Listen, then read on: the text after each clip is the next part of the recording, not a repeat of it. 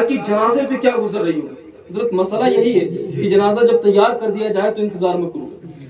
کیا کراہت ہوگی جنازے کے اوپر, کبھی سوچ کر کے دیکھا؟ اس لیے کہتا ہوں ایک فکر بنائے, ایک سوچ بنائے کہ گھر میں جو ڈاکٹر ہو, گھر میں ایک انجینئر ہو, گھر میں ایک وکیل, گھر میں ایک حافظ بھی ہو, گھر میں ایک عالم بھی ہو. اور ایک میں بڑی ذمہ داری کے ساتھ بات کہنا چاہتا ہوں, پتہ نہیں کیسی مینٹلٹی ہے, پتہ نہیں کہ میں خلاف نہیں ہوئی تمام تر چیزوں کے, یہ ہونی چاہیے, لیکن میں اس ممبر کے ذریعے سے علماء کرام کی اسپیشلٹی کو بیان کرتے ہوئے یہ کہنا چاہتا ہوں کہ جتنے علماء ہیں ان کے مقام کو سمجھنے کے لیے دیکھیں. It's my open challenge to all over the engineers, to all over the doctors, which all are surviving into entire world. پوری دنیا کے اندر یہ جتنے جی رہے ہیں, یہ جتنے زندگی گزار رہے ہیں, سارے ڈاکٹر کو میرا کھلا چیلنج ہے, سارے انجینئرز کو میرا کھلا چیلنج ہے, سارے سائنٹسٹوں کو میرا کھلا چیلنج ہے. اور پوری دنیا کے اندر کوئی ڈاکٹر مجھے دکھائے کہ آقا نے کسی انجینئر کی تعریف کی ہو, اور کوئی ڈاکٹر مجھے دکھائے کہ آقا نے کسی ڈاکٹر کی تعریف کی ہو. لیکن قسم خدا کے اس ممبر سے یہ پیغام دینا چاہتا ہوں کہ کسی ڈاکٹر کی تعریف کی ہو نہ کی ہو, کسی جو ہے انجینئر کی تعریف کی ہو نہ کی ہو, لیکن میں آپ کو بتا کر کے جانا چاہتا ہوں کہ آقا کریم نے علماء کرام کی تعریف کی ہے.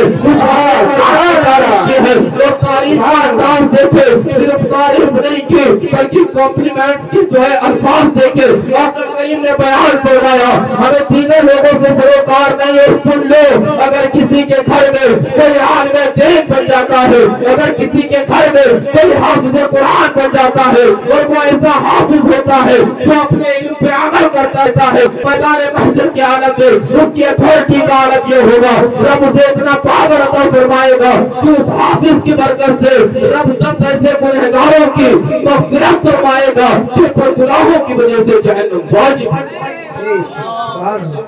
کوئی انجینئر, سب کو چیلنج کھلا ہوا, کوئی انجینئر دکھا دے کسی انجینئر کی تعریف, کوئی ڈاکٹر دکھا دے کسی ڈاکٹر کی تعریف, لیکن بارہا یہاں تک کہ علماء کے حوالے سے صاف طور پہ لکھا گیا کہ سوراخوں میں چوٹیاں اور سمندر میں مچھلیاں دعائیں مغفرت کیا. بہت ساری کہنے کے لیے باتیں ہیں. خیر, میرا جو مین آپ کی طرف ذہنیت تھی جو آپ کو دینا چاہتا تھا وہ یہ ہے کہ آخرت کی فکر پیدا کریں. کچھ بھی نہیں, کچھ بھی نہیں. یہاں آپ آئے ہیں, یہاں سے اٹھ کر کے چلے جائیں, کیا آپ کو حاصل ہو؟ کچھ نہیں یار. پتہ ہے دنیا کسی کی نہیں. یہ علماء یہی بتانے کے لیے آئے تھے دنیا کی. میں نے دیکھا ہے ابھی آپ کیا کرتے ہیں نا, ابھی اپنے ماموں کے یہاں جاتے ہوں گے, کوئی ننیحال جاتا ہوگا تو ماموں کاندھے پہ اٹھا لیتے ہوں گے, ارے میرا بھانجا آ گیا, ایسے ہی رکھا. کوئی پھوپھا کے یہاں جاتا کاندھے پہ اٹھا لیتے ہوں گے, ابھی کیوں جا رہا ہے تو ابھی ایک ہفتے اور رک لے, ایسے ہوتا ہے. لیکن جیسے یہ تمہارے جسم سے روح جدا ہوتی, اب وہی ماموں کو تم بوجھ لگنے لگے, اسی پھوپھا کو تم بوجھ لگنے لگے. وہی ماموں تمہارے جنازے کے دن تمہارے آنگن میں کھڑا ہو کر کے چلاتا ہے کہ کیوں دیری کر رہے ہو, جلدی جنازہ باہر نکل رہا ہے. وہ ماموں, ذرا تصورات کی دنیا میں جائیں یار, ذرا سوچیں کہ کیا بنایا ہے آخرت کے لیے. وہ ماموں جو تم سے کہا کرتا تھا کہ ابھی ایک ہفتے اور رک جا, وہ ماموں آ کر کے آنگن میں کہتا ہے کہ کیوں دیری کر رہے ہو, جلدی نہلا کر کے اسے قبرستان کی طرف. یہ کسی کی نہیں ہے دنیا. اور صرف اتنا نہیں, جب آپ کو قبر کے اندر اتارا جائے گا, اتنی شدت کا اندھیرا, گھور تاریکی, اور اس کے اندر پتہ ہے عالم کیا ہوگا, تختے رکھے جائیں گے. کوئی تھوڑی سی جگہ اگر کھلی چھوٹ جائے گی نا تو وہی ماموں جو ہم سے بہت محبت کرتا تھا وہ کہے گا یہ بھی وہ جگہ کھلی ہے, وہاں پر بھی پتھر رکھ دو کہ کوئی اس کے ذریعے سے کوئی روشنی اندر جانے نہ پائے. یعنی خود آپ کی قبر کو تاریک کر دے گا آپ کا ماموں جو آپ سے بے تحاشا محبت کرتا ہے. خدا آپ کا پھوپھا تاریک کر دے گا آپ کی قبر کو, چھپا دے گا آپ کو قبر کے اندر. پھر آپ کو یاد آئے گا یار بہت کمائی تھی دنیا, تھوڑا سا دین کمایا, تھوڑا سا. میں آپ کو بتاؤں ایک آخری بات یار, میں نے دیکھا اور میں نے پڑھا جب اس چیز کو تو واقعی حیرت ہوئی. پڑھنے کے بعد محاسبہ کیا. ایک شخص تھا, اس کا انتقال. میں یہ پریکٹیکل آپ کو بتاؤں, آپ ایک بار تصورات کی دنیا میں جائیں اور ایسا سوچیں کہ جو بیان کیا جا رہا ہے وہ میرے ساتھ ہو رہا ہے, آپ کو ایک اثر محسوس ہوگا. ذرا تصور کر کے دیکھیں. ایک صاحب سے ان کا انتقال ہو رہا. فیاض بھائی آپ کی توجہ چاہتا ہوں. ایک شخص تھا, اس کا انتقال ہو رہا, وہ لیٹا ہوا ہے چارپائی کو, ایک طرف اس کا باپ کھڑا ہے, ایک طرف اس کا بیٹا کھڑا ہے, ایک طرف اس کا بھائی کھڑا ہے, ایک طرف ماں بیوی سب کھڑے ہیں. اب سب ایک ایک کر کے پوچھ رہے ہیں, سب ایک ایک کر کے, یعنی اس نے سب سے ایک ایک کر کے پوچھا مرنے والے نے, امی تم کیوں رو رہے؟ تو امی نے کیا جواب دیا پتہ ہے؟ امی نے جواب دیا بیٹا میرے دامن سے ممتا سے بھرا ہوا میرا بیٹا جا رہا ہے, اب میرا کیا ہوگا, میں اس لیے.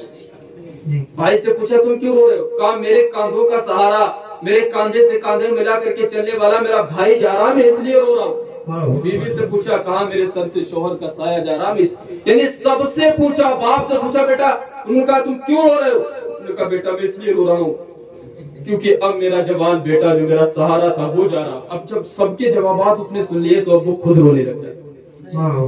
ذرا دل کے کانوں سے سننے کی کوشش کریں، وہ خود رونے لگ جاتا ہے۔ اب سب نے مل کر کے اس سے پوچھا کہ تم بتاؤ تم کیوں رو رہے ہو؟ تو پتا اس نے کیا جواب دیا؟ کام رو اس لیے رہے ہیں کہ جس بیوی کے لیے ہم نے کوئی نماز نہ پڑھ پائی، جس ماں کے لیے ہم نے روزے نہ رکھ پائے، جس باپ کے لیے ہم نے علماء کی قدر نہ کر پائی، ہم انہیں گالیاں دیتے رہے اور پاور کماتے رہے، آج میرے مرنے کے وقت بھی وہ سب یہ سوچ رہے ہیں کہ میرا کیا ہوگا۔ یعنی کوئی بھی یہ نہیں سوچ رہا ہے کہ اب اندھیری قبر میں جا رہا ہوں میرا کیا ہوگا، یعنی مر رہا ہوں میں، گزر گئی پوری دنیا، کمالی دنیا دے دی بیوی کو، دے دی ماں کو، جتنا کمایا تھا باپ کے لیے چھوڑ کے جا رہا ہوں، لیکن پھر بھی سب کے سب سوچ رہے ہیں اب ہمارا کیا ہوگا۔ کسی نے نہیں سوچا کہ اندھیری قبر میں جاؤں گا، کسی کو اگر پکاروں گا تب بھی نہیں آئے گا، پھر بھی ہمارا کیا ہوگا۔ میرے بھائی ایک بات بتائیں، ایک بند سا کمرہ ہو، بڑا بہت بہترین انتظام ہو، اے سی لگی ہو، کولر ہو، سب کچھ ہو، فیاض بھائی اگر اس میں کسی کو بند کر دیا جائے تو زیادہ سے زیادہ کتنے دن بند رہ لے گا؟ 1 مہینے بند رہ لے گا، 2 مہینے بند رہ لے گا، اس کے بعد اگتا جائے گا۔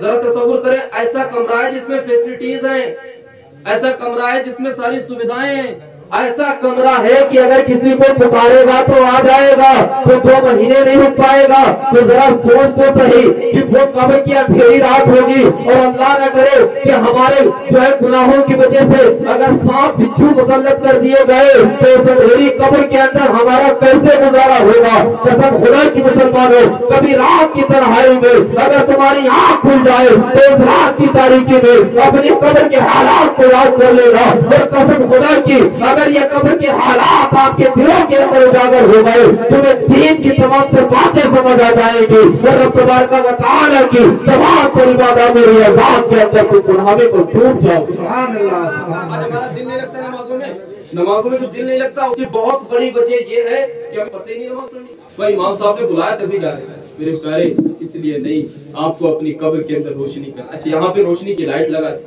اور جگہ